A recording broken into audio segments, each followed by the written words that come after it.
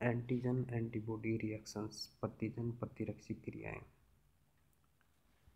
ये क्रियाएं द्विदिशीय प्रकार की होती हैं।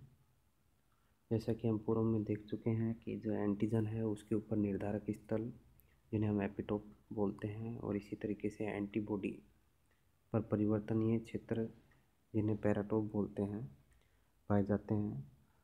और एंटीजन एंटीबॉडी रिएक्शंस के अंदर एंटीजन के एपिटोप व एंटीबॉडी पैराटोप के मध्य क्रिया होती है।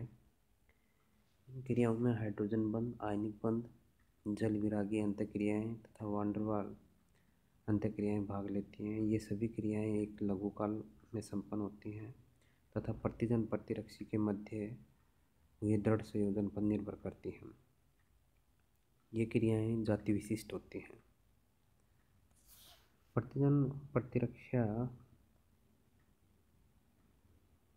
की क्रियाएं हैं, ये 3 जो स्टेप्स होती हैं उनमें कंप्लीट होती हैं। फर्स्ट स्टेप में देखा जाता है कि दोनों के मध्य क्या होती है, इंटरेक्शन होती है। यह क्रिया तीव्र गति से निम्न ताप पर संभव होती है और इसके अंदर ऊष्मागति के सभी नियमों का पालन किया जाता है और ये क्रिया रिवर्सिबल होती है। इन दोनों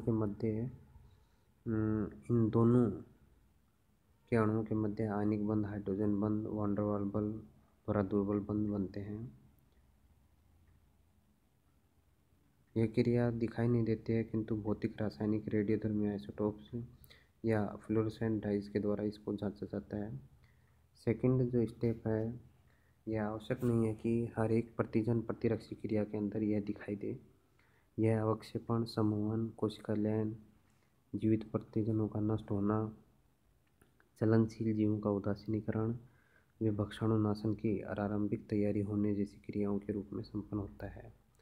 थर्ड स्टेप, इसके अंदर श्रृंखलाबद्ध क्रियाओं के रूप में आरंभ होता है, जिसके अंतर्गत हानिकारक प्रतिजन्स का उदासीनीकरण किया जाता है या हानिकारक प्रतिजन्स को नष्ट किया जाना या उत्तक नष्ट किए जाने जैसी क्रियाएं इसके अंदर होती हैं।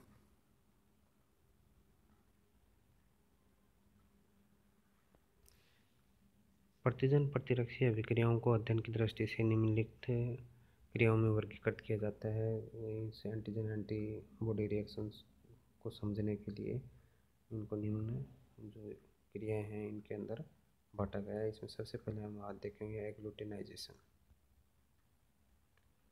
एग्लूटिनाइजेशन जिसे हम स्कंदन या समूहन भी कहते हैं। स्कंदन प्रतिक्रिया उस दशा में होती है जब एक एंटीबॉडी किसी अघुलनशील कणिका पर उपस्थित एंटीजन से संयोजन करे। अघुलनशील कणिका जैसे कि बैक्टीरिया हो सकता है, लाल रक्त कणिका हो सकती है। इसका एक अच्छा उदाहरण है मानव का जो रक्त समूह है, ब्लड ग्रुप है, इसका समूहन। और समूहन में देखा जाता है कि एंटीजन कैरिंग सेल है, इसके क्या हो जाती है, क्लम्पिंग हो जाती है। यहाँ पे हम देख सकते हैं कि एंटीजन क्लम्पिंग सेल के रूप में क्या है, आरबीसी है। और इस आरबीसी उनके ऊपर क्या उपस्थित है, एंटीजन उपस्थित हैं। और ये एंटीजन है किसके साथ, एंटीबॉडी के साथ क्रिया करते हैं और इनका क्या हो जाता है, एग्लूटिनाइजेशन हो जाता है। या यूँ कहें कि आरबीसी है, इनकी क्लम्पिंग हो जाती है।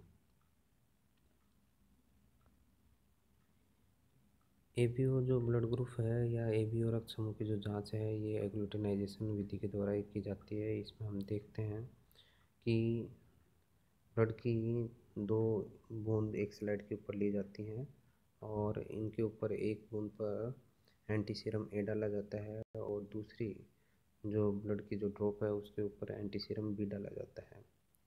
इसमें देखा जाता है कि अगर एंटी सीरम ए में एग्लूटिनेशन हो जाता है या एंटी सीरम ए वाली जो ब्लड की ड्रॉप है उसके अंदर अगर क्लम्पिंग हो जाती है तो ये ब्लड ग्रुप कौन सा होगा, ए ब्लड ग्रुप होगा। इसी तरीके से अगर एंटी सीरम बी वाली जो ब्लड की ड्रॉप है उसके अंदर अगर क्लम्पिंग हो जाती है तो ब्लड ग्रुप कौन सा होगा, बी होगा। और यदि ए और बी एंटी सीरम वाले दोनों ही जो ब्लड की जो ड्रॉप हैं उनके अंदर अगर क्लम्पिंग हो जाती है तो ब्लड ग्रुप कौन सा होगा, ए बी ब्लड ग्रुप होगा। और फोर्थ जो सिचुएशन है उसमें देखा जाता है कि दोनों जगह ही क्या नहीं होता, ग्लूटिनेशन नहीं होता या क्लम्पिंग ब्लड की क्लम्पिंग नहीं होती तो ब्लड ग्रुप क्या होगा, ओ ब्लड ग्रुप होगा।